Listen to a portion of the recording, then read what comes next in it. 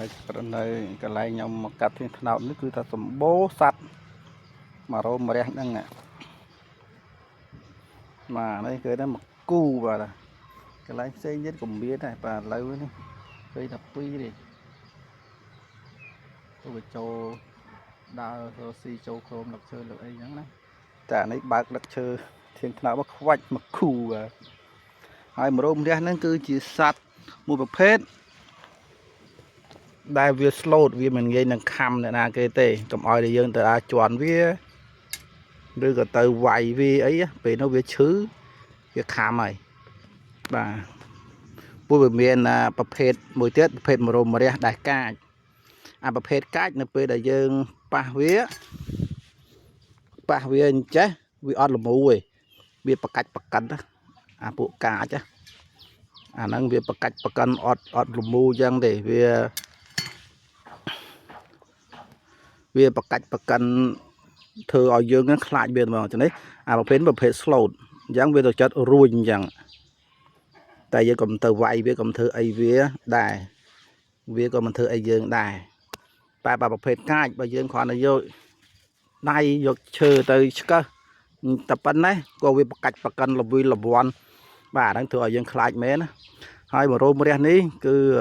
ធ្លាប់ឃើញវីដេអូគេផុសក្នុង Facebook គេថាមករោមរះខំចេញឈាមតាមរោមតាមអីបាទអាហ្នឹងគួរឲ្យខ្លាចដែរណាបងប្អូនប៉ុន្តែយើងកុំបើឃើញវាត្រូវឆ្កឹះវាចេញឆ្ងាយទៅហើយកុំទៅវាយកុំទៅអីវាឈឺបាទឆ្កឹះចេញទៅបើខ្លាចវាខាំលេចអីឆ្កឹះវាឆ្ងាយទៅកុំទៅវាយវាក៏លោចចៃដន់ផ្លាត់ស្នៀតអីខ្ទៀតបើត្រូវជើងទៅណាគេអីវាខំមែនកុំក៏ថាបានដែរព្រោះវាមានប្រភេទកាចហើយពួកនេះពួក slot ទេប៉ាវាឲ្យលមូលហ្នឹងបាទ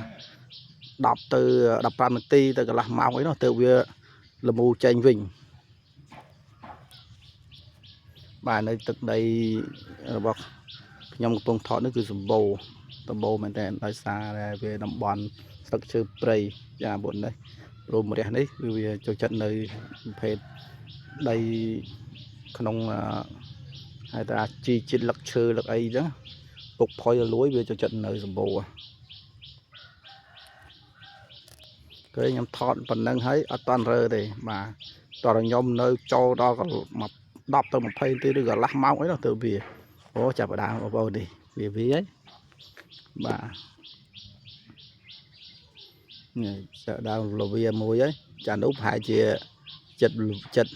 លូនចិត្តវាដែរ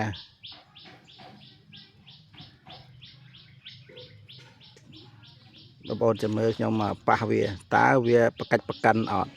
មួយនេះបើយើងអត់ទៅប៉ះវាឈឺមិនដែរមើលយើងគ្រាន់តែស្កឹះនេះបងប្អូន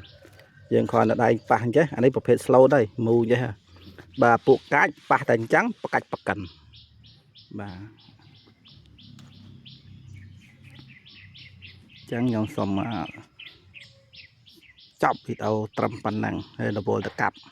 ធាងថ្នោតទៀត